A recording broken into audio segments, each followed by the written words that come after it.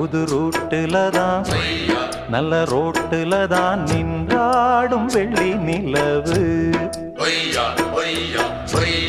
இந்த ராத்திரியில் ஒரு யாத்திரையில் பூவோடு காத்தும் வருது.